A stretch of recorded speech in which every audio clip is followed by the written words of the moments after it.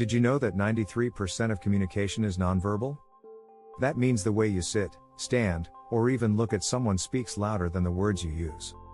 And here's a surprising fact: studies show that leaders who communicate confidently are 45% more effective in their roles. Yet, most professionals overlook this, thinking their knowledge is enough. But in reality, the way you speak in meetings can make or break your career. In this guide, we'll break down the key strategies that CEOs use to control the room. It's not just about talking loud or using fancy words, it's about speaking with authority, listening like a leader, and using body language that demands respect. In the next chapters, we'll show you how to think, speak, and behave like a CEO in every meeting. Ready to transform your career? Let's get started. Chapter 1: The CEO Mindset. Speak with authority, not aggression. When you enter a meeting, your presence should speak volumes. A CEO doesn't shout to be heard. They speak with confidence, projecting authority without being overbearing. The key to this is having a clear, strong mindset. Confidence isn't about volume or aggression, it's about clarity and purpose. Research shows that 55% of communication is nonverbal. That means your body language plays a huge role in how people perceive you. A great strategy is to eliminate fillers like or I guess. These words undermine your authority. Instead, practice pausing before responding. Pausing for even a few seconds gives you time to gather your thoughts, and it shows others you are confident in what you're about to say. A study by the Harvard Business Review found that leaders who speak without fillers are perceived as 30% more credible. Moreover, don't rush to fill silence.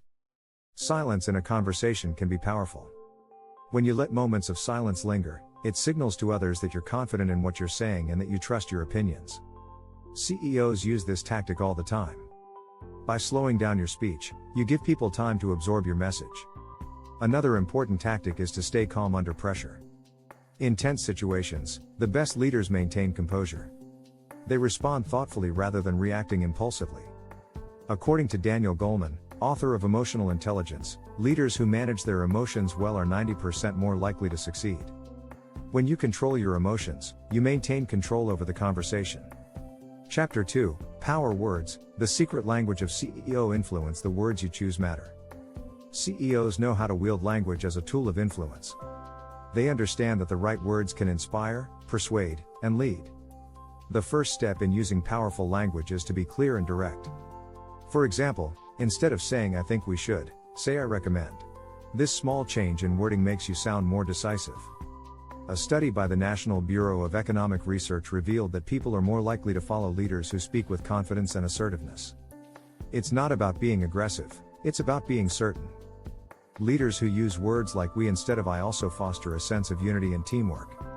When you speak as part of a team, you show that you value collective input and shared responsibility.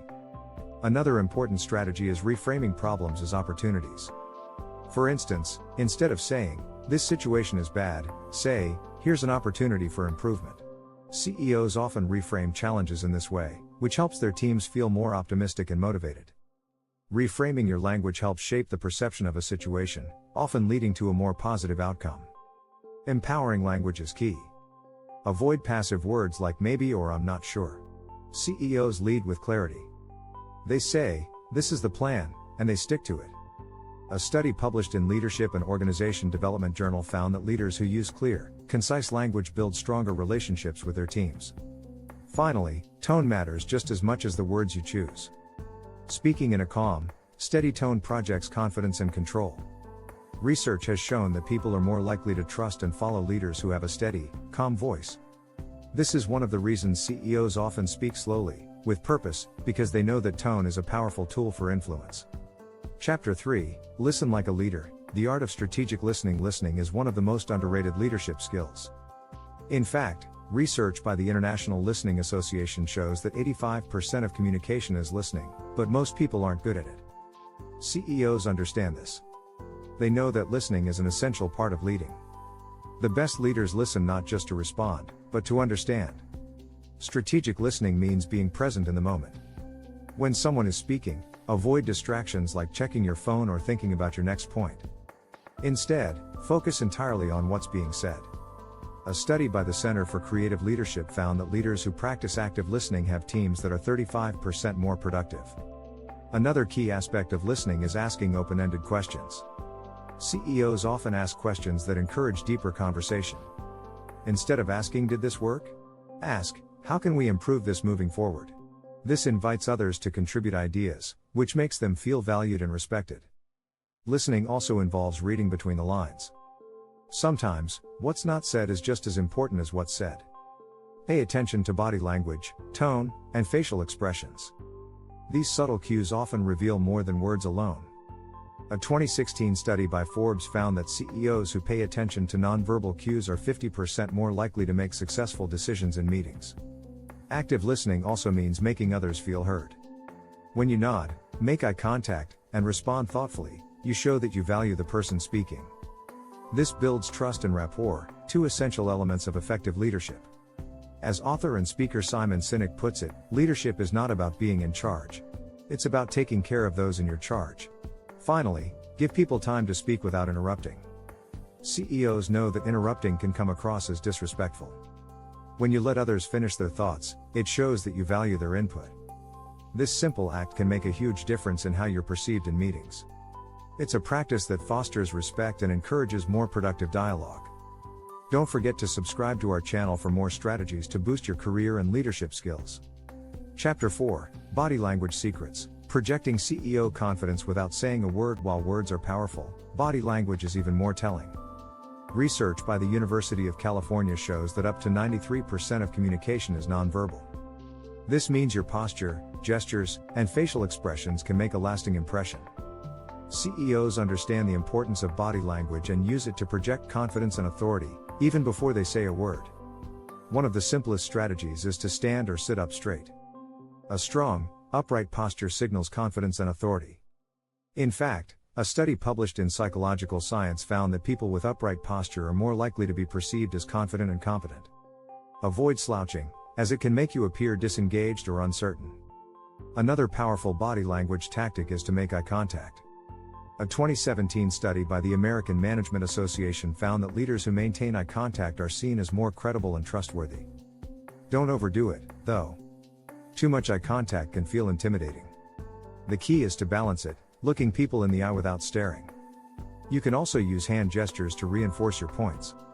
CEOs often use open hand gestures to appear more approachable and confident. According to a study by the University of Chicago, hand gestures can make speakers appear more persuasive and engaging. Keep your gestures natural and in sync with your words. Too many gestures can be distracting, so be mindful of how you move. Finally, consider your facial expressions. A simple smile can go a long way in making you seem friendly and approachable. Research by the Harvard Business Review shows that leaders who smile are more likely to build rapport with their teams. Smiling makes you seem more approachable, helping others feel comfortable contributing their ideas. Chapter 5, Clarity over Complexity. Speak to be understood, not overheard. The best CEOs know that clarity is key. They don't overcomplicate their message. Instead, they communicate in a way that everyone can understand. Simplicity doesn't mean dumbing down your ideas, it means presenting them clearly. A study by McKinsey & Company revealed that leaders who communicate clearly are 45% more effective in their roles. When speaking in meetings, aim to get straight to the point. Don't use jargon or convoluted phrases. Speak in a way that makes your message accessible to everyone in the room. CEOs avoid using technical language that could alienate others. They communicate in terms that are easy to understand, which helps everyone stay on the same page. Another tip is to organize your thoughts before speaking. CEOs are known for their ability to structure their ideas logically. When you speak, have a clear beginning, middle, and end. This helps your audience follow your message more easily. Research by the Center for Creative Leadership found that leaders who present information in an organized way are more likely to be seen as effective communicators. Additionally, using stories is an excellent way to simplify complex ideas.